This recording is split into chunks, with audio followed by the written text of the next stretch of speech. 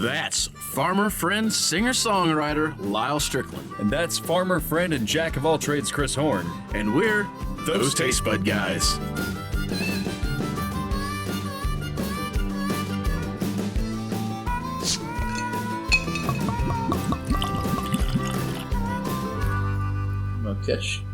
Catch Preston. I'll oil the cabinet up. We'll say this to the front camera. The peanut gallery is more than welcome to come up to the side and interrupt the side camera for their pour, right? That'd be this side. Yeah, you. We're talking to you. You. Yeah, right there. Yeah, that's true. Yeah. I mean, I guess one of these times maybe we should set up a fourth camera that just focuses on the peanut gallery.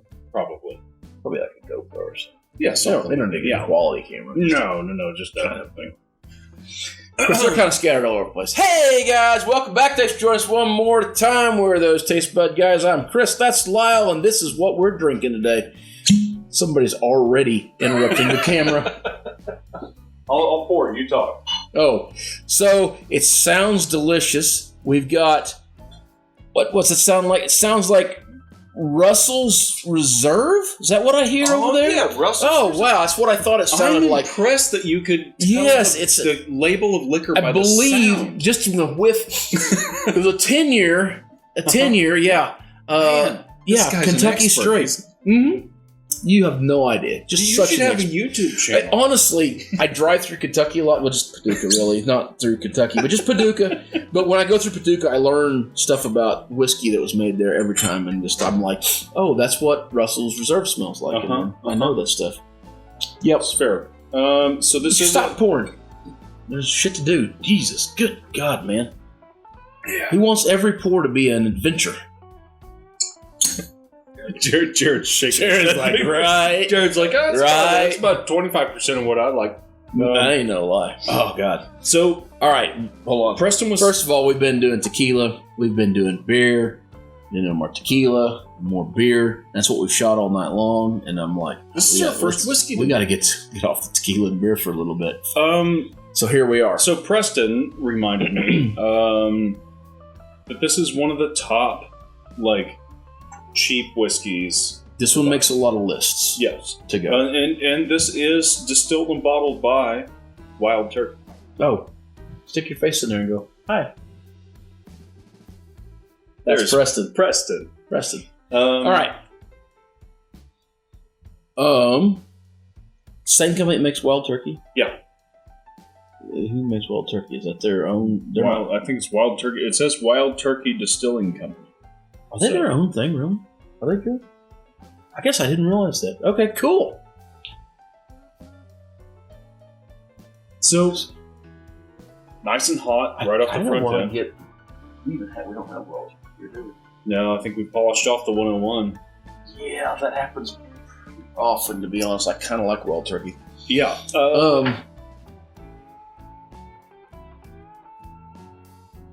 It's kind of mixed. So there's this caramely note, which I honestly, on the nose, I'm not a big fan of the caramely note on the nose because it makes it taste, or makes me think of it being kind of sweeter than it should be. No, older, almost stale.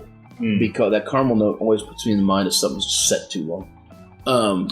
I get, but there's a caramel, but there is still a freshness in there. It's a little bit of a cherry and a lot of that cherry note to me is that the fake maraschino cherry flavor, like those bright red cherries. I keep wanting to say leather, but it's not leather. There's a grainy or a nutty note in there, and a hint of banana. And I know that sounds pretentious as hell, but that's what it is. So, let me apologize for. Yeah, let me apologize for smelling this, but that is fucking right. That's what it is. That's what it is. What it is. Yeah. Anyhow, I kind of get most of that in there. So, but nothing sharp. Everything's kind of just blended together, nice and neat. Nothing jumps out and punches you in the face. Those are digging for notes, but those are all correct. Yeah. Yeah. Okay. All right.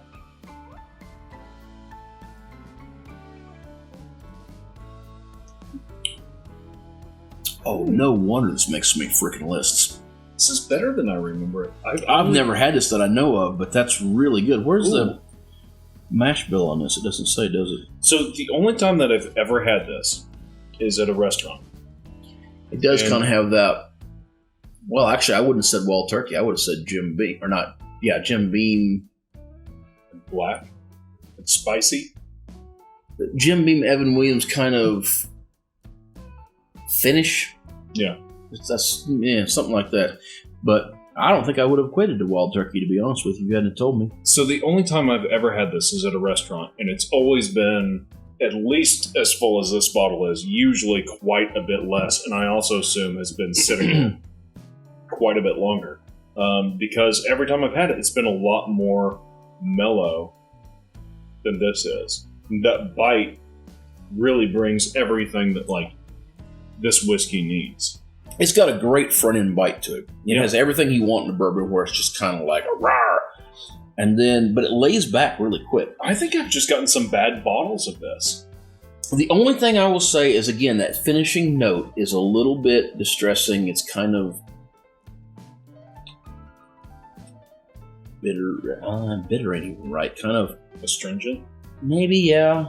Almost tastes like something not quite right. But it not bad, not really bad, but it's just the very finish of it. The rest of it actually is really good. There's a lot of vanilla in it. There's a lot of... it's a high finish that I particularly would have liked or prefer in whiskeys. A real musky, low, big, burly finish. Well, what I also noticed about it, and I don't know if you get this or not, it's kind of got an oily flavor. Do you notice that, where it just kind of feels slick almost? So, yeah.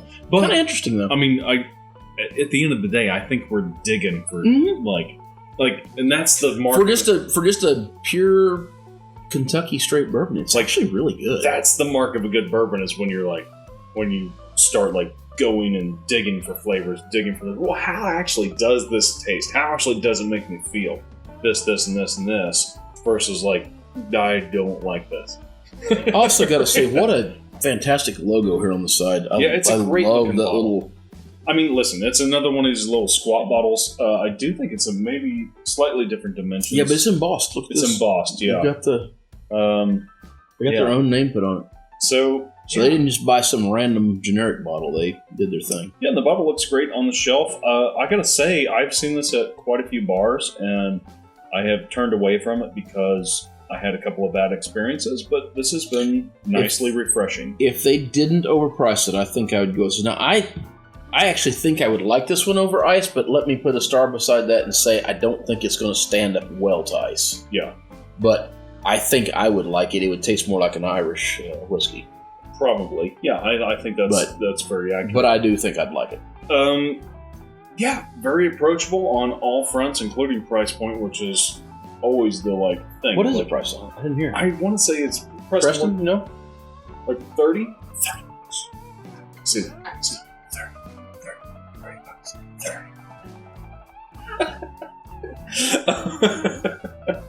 30. Okay, don't.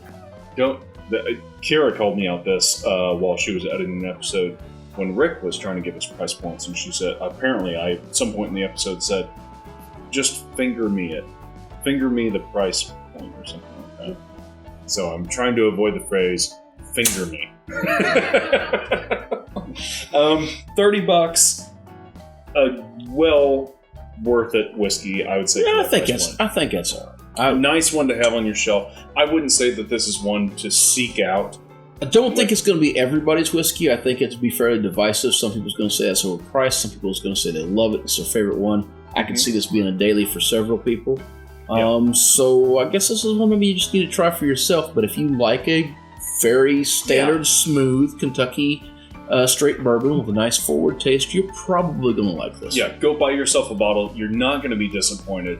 No, I'd drink this all day. And this is absolutely something that you should oak's fine. Now that I've drank it, but the oak's coming through real heavy now for me too. So, all right. Until next time. Whether it be the Kentucky straight bourbon you're drinking, the food you're eating, clothes you're wearing, or the people you're meeting, grab a buddy and try something new.